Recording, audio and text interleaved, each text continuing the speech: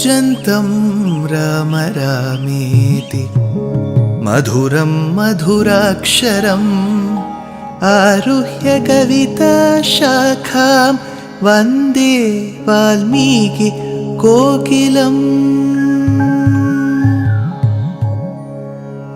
रामाय रामभद्राय रामचन्द्राय वेधसे रघुनाथाय नाथाय सीताया पतये नमः।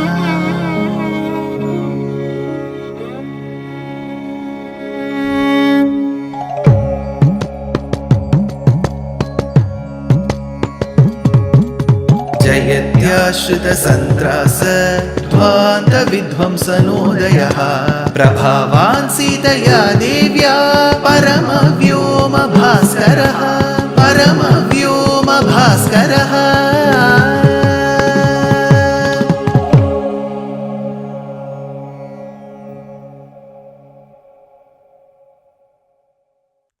श्रीमते निगमान्त महादेशिकाय नमः। Hanuman, Marutatmajaha, Anjaneya Swami, had to go in search of Sita. But it did so happen that wherever he went, he found everything else but Sita. The cooked meat in the kitchen, Mandodari with Ravana on his bed, the different women in different postures, all of this was visible to Hanuman, but he didn't spot Sita. What could be the reason?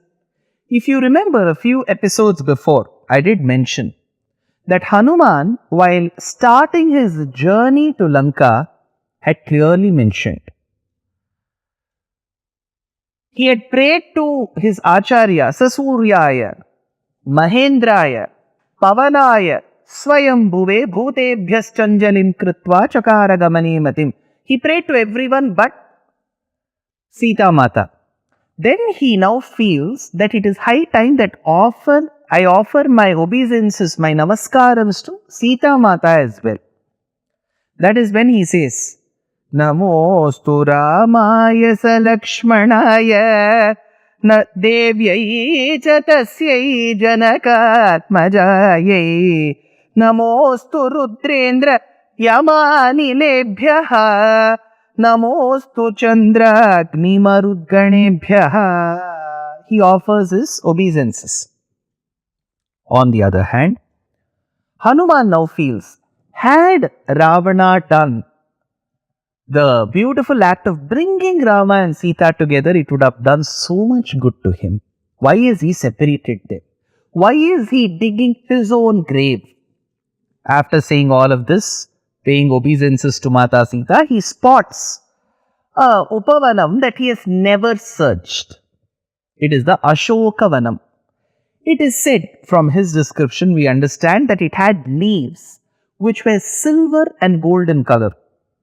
I'm just reminded of two reasons. One, we don't know whether they were BT modified leaves or like how when we go to North America or various parts of Europe, you have a very distinct autumn season.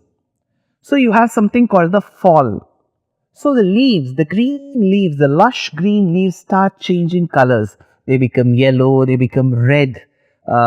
They show such a beautiful melange of colors. And those colors are so attractive to the eye. So as you take a bird's eye view over the forest during the fall, you'll just be amazed and surprised at the plethora of colors that you see. Maybe Lanka then had a very distinct autumn season. So that is why the leaves looked silver color and golden color. This could be the other reason. Now, true to Kalidasa's description, Ashoka generally means that which doesn't give shokam, dukkham.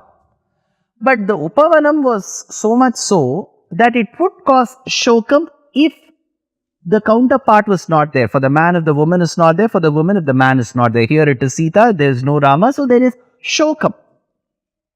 So Hanuman goes into this Ashoka Vanam. Later it is said, Ashoka Vanam and the Kadali Vanam are completely destroyed by Hanuman, except the area where Sita was housed, every other part Hanuman caused severe damage. So later, how did it turn?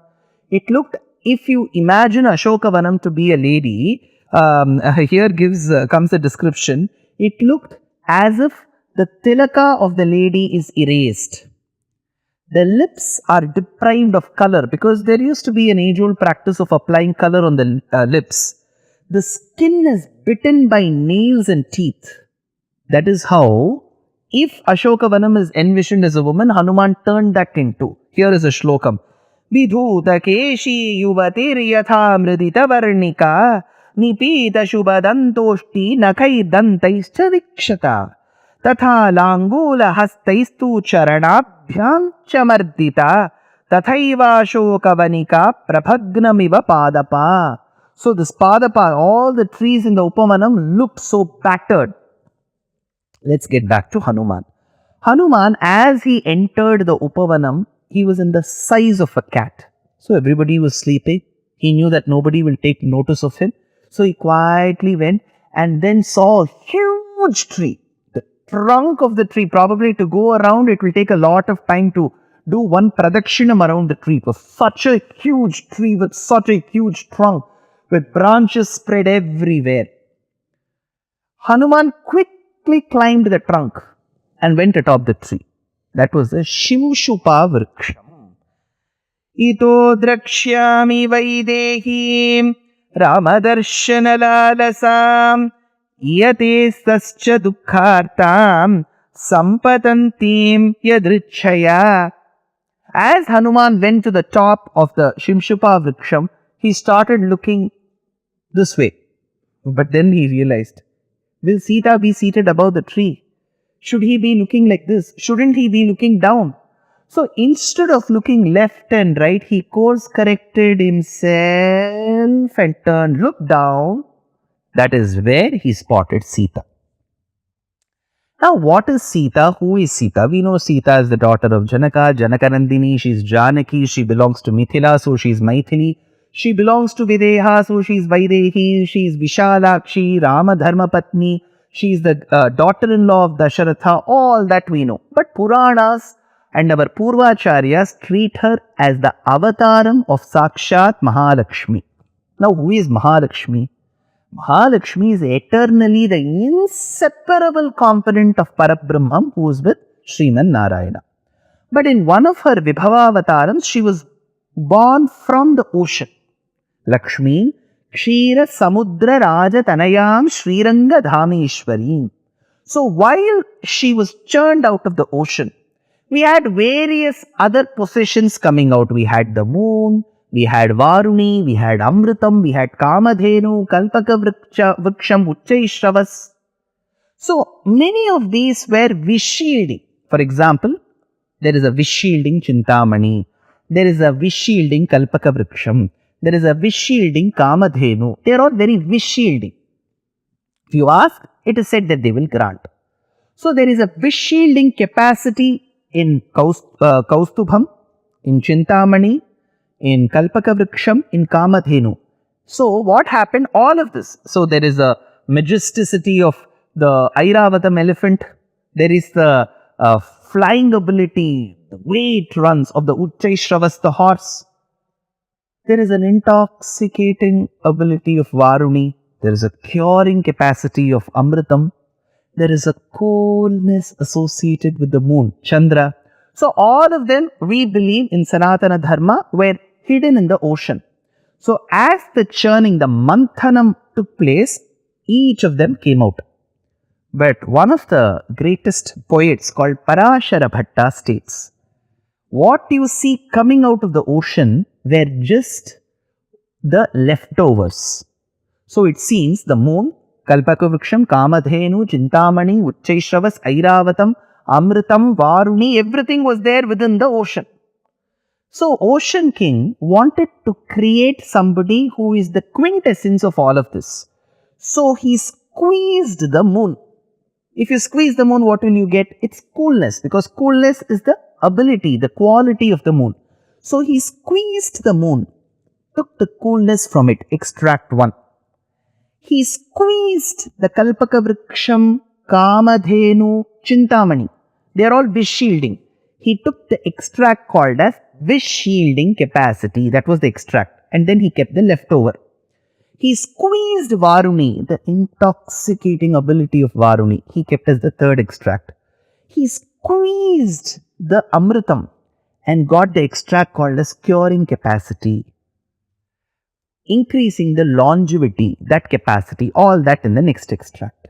So he took the extract of the moon, the extract of Kalpaka Vriksham, Kamadhenu, Chintamani, Airavatam, Uchchaishravas, Varuni, Amritam. Then put all these extracts together into his daughter called Mahalakshmi. So Mahalakshmi in her carries the coolness of the moon, intoxicating capacity of Varuni, the curing capacity of Amritam, the wish shielding capacity of Kalpaka Vriksham, Kamadhenu and Chintamani, the gate of the Airavatam, its greatness, all this in Mahalakshmi. So what came out, sir? I told you, right, after squeezing the moon, he sent the moon out. So the moment moon came, the birds started appreciating, see, moon has come. Parashara Bhatta says the coolness of the moon has already been taken by Mahalakshmi. So Mahalakshmi is regarded as the personification of all these possessions of the ocean. Here is the shlokam, what Parashara Bhatta states. Angam te mrudushita mugdha maduroddarair ganair gumbhataha khirabdhehe kirmjishatam upagata manye maharghastataha indu kalpalata sudha madhumukha ityavilam varnanam Srirangeshwari shanta kritrima katham divyam vapurnarhati. So this is the shloka which speaks of the greatness of Mahalakshmi. That great Jagannmata Mahalakshmi is now Sita. Now Sita is seated under the shade of Shimshupa tree. Hanuman has come all the way traveling from Bharatadesham, crossing so many impediments across the oceanic waters, reaching Lanka in the middle of the night, going here and there in search of Sita, and finally lands at the top of Shimshupa tree.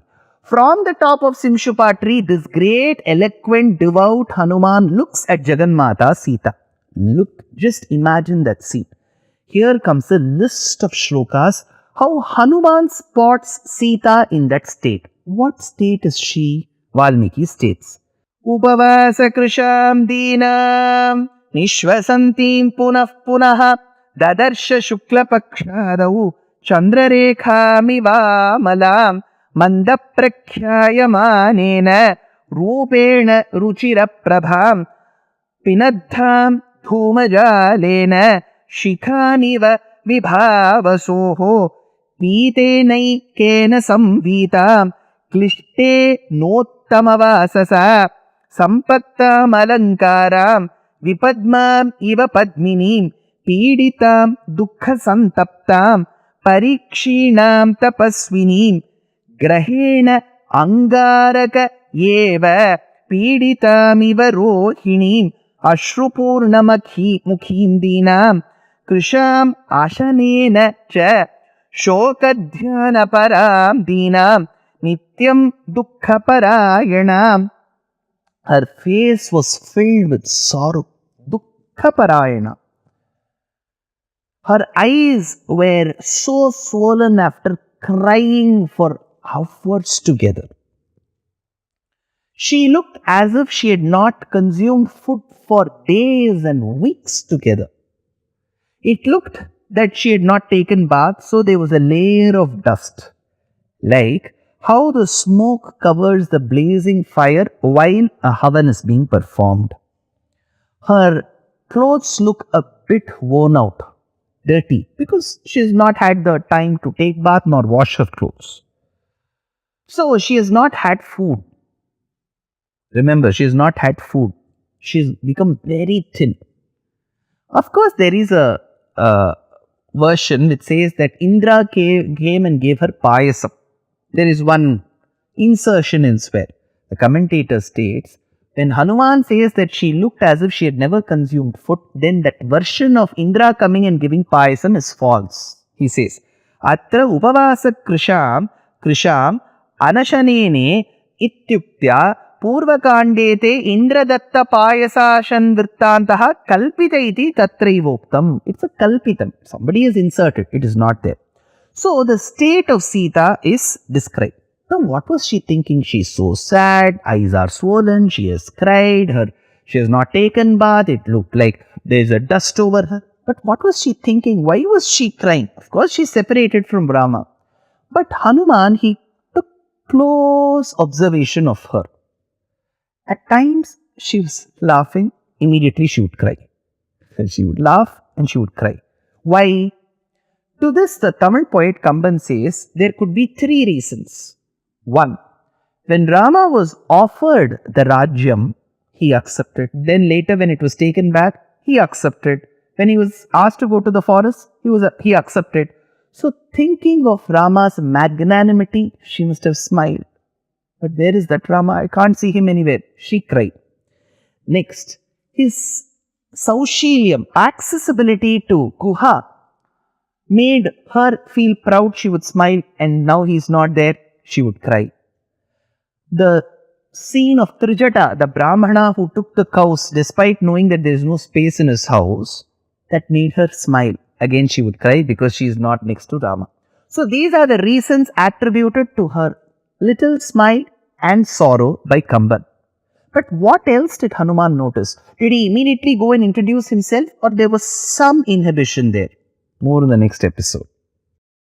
Dear Astika reader, I am happy to be authoring a two-part book on the Ramayana in English. The first part is slated for release in the year 2024. The book aims to recreate and retell the Ramayana of Valmiki, conforming to the ancient commentaries and other allied literature. To receive notifications of the book release, kindly register with www.deshikadaya.org/books. Namaskaram.